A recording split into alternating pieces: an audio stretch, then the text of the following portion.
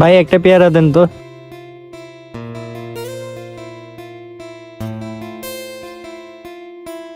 ভাইকে দেখে মনে হয় কোথা থেকে ইন্টারভিউ দিয়েছেন। জি ভাই, ইন্টারভিউ দিয়ে আসছি। ভাই চাকরিটা হয়েছে? না ভাই, চাকরিটা হলো না। ভাই টেনশন নিয়েন না, ইনশাল্লাহ আপনার চাকরিটা হয়ে যাবে। জি ভাই, কয়েক জায়গায় সিভি জমা দিছি, ইনশাল্লাহ হয়ে যাবে। ভাই পেয়ারার দাম কত? 10 টাকা।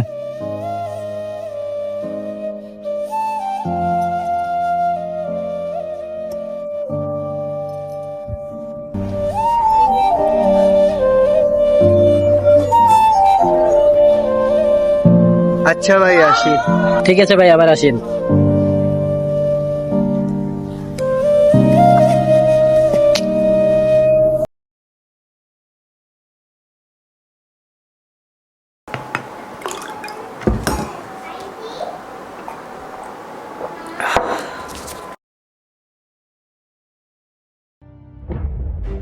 হ্যালো,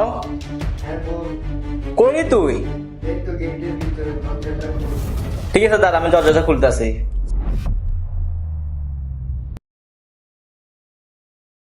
কি রে বেড়া, তোর আস্তে আস্তে তো লেট হলো, তাই আমি ঘরে চলে আসলাম তোকে না দেখে। আরে না রে, রাস্তায় পেয়ারা খেতে গিয়ে তোর পেয়ারা আমার সাথে কথা বলতে বলতে দেরি হয়ে গেছে। তো জব হলো? না রে, ওই কোম্পানির কাজটা আমার কাছে ভালো লাগলো না, তাই রিজেক্ট করে দিছি। আমি তোকে আগে বলছি ওই কোম্পানিটা ডুপ্লিকেট, তুই সেখান থেকে রিজেক্ট করে দিবি। আচ্ছা ঠিক আছে, যা আছে বাদ দে, যা হাত মুখ ধুয়ে নে। আচ্ছা। আমি তোর জন্য ভাত বাড়ি। আচ্ছা জয়, আমার আব্বুর কাছে নাজমুল নামে একটা ছেলেকে পাঠাইছিলাম, আমার বন্ধু হয়, চাকরির ব্যাপারে পাঠাইছিলাম। কি চাকরি হয়েছে কি না হয় কিছু জানোস?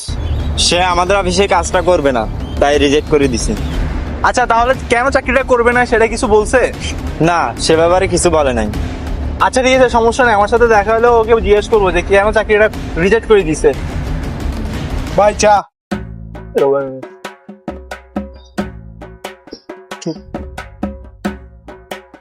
হ্যাঁ আব্বু, আসসালামু আলাইকুম।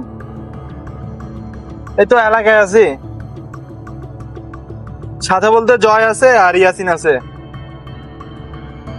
না, সন্ধ্যা হওয়ার আগে বাসে চলে যাব। জি আচ্ছা ঠিক আছে, রাখি তাহলে।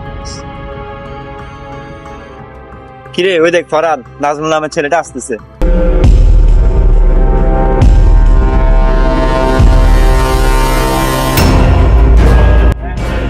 এই নাজমুল, এদিকে আস।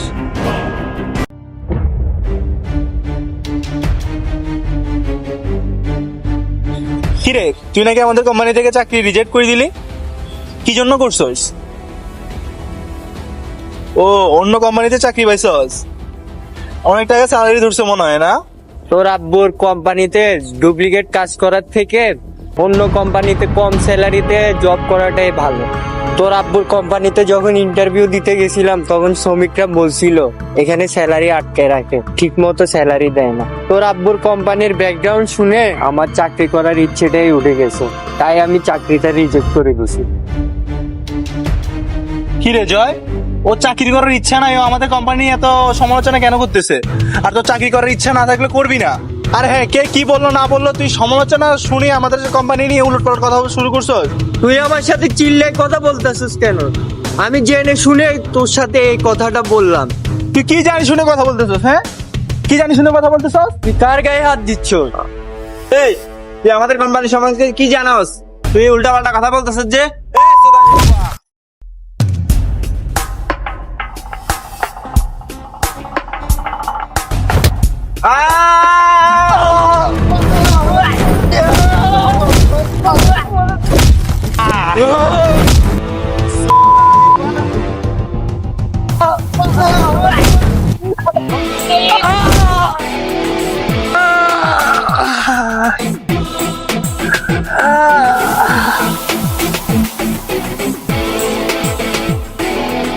জয়, ওরে হাসপাতালে নিয়ে যা। এই রুদা,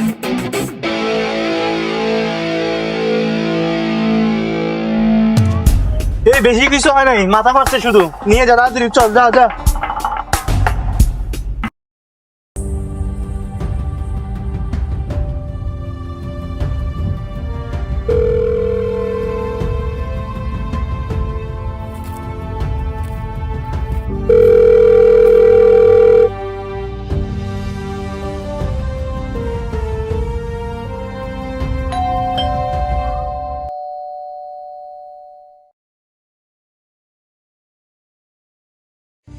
কি রে নাজমুল, কি রে বন্ধু, তোর এই অবস্থা কি করলো বন্ধু?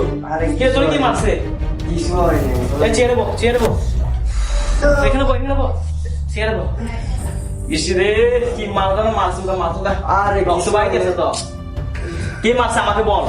আরে না, কালকে তোর চাকরিটা রিজেক্ট করে দিছি না, ওই কোম্পানির ছেলে মাসে, ও তো আমার বন্ধু হয়, ওর সাথে তোর কয়েকটা কথা বাড়াবাড়ি হওয়ার কারণে আমাদের হাতাহাতি হয়ে যায়, আর ওইখানে ওর বন্ধু জয় আমার মাথা ফাটাই।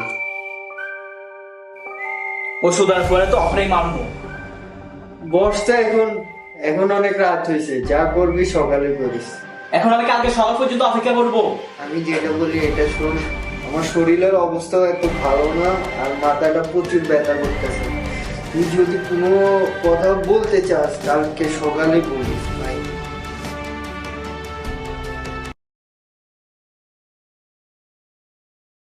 ভাই 6 হবে 6 হবে।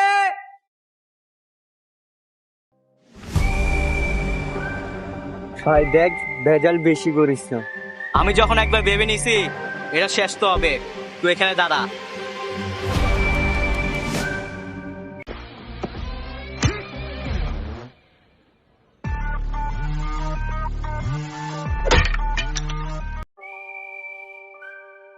এই রোগের তো উড়াই দিলাম।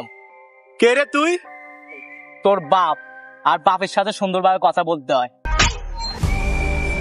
কে রে তুই? তুই আমার গায়ে হাত দিছস?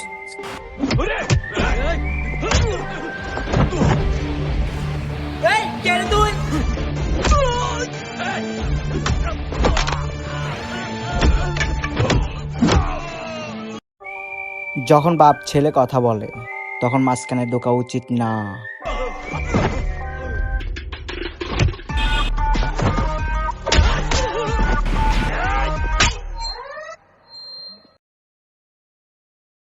ক্যাপ পরস না?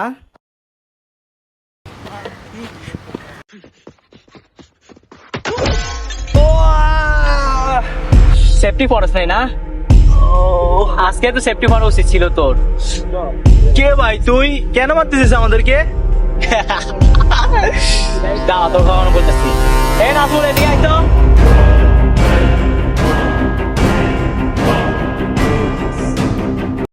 কি রে নাজমুল, কালকে তোর মারছিলাম যে, তুই আজকে এখানে কি? তুই চিনছস? তাহলে কালকে দে মারছস। কালকে যে মারছস ওটা রিভেঞ্জ নিতে আসছে।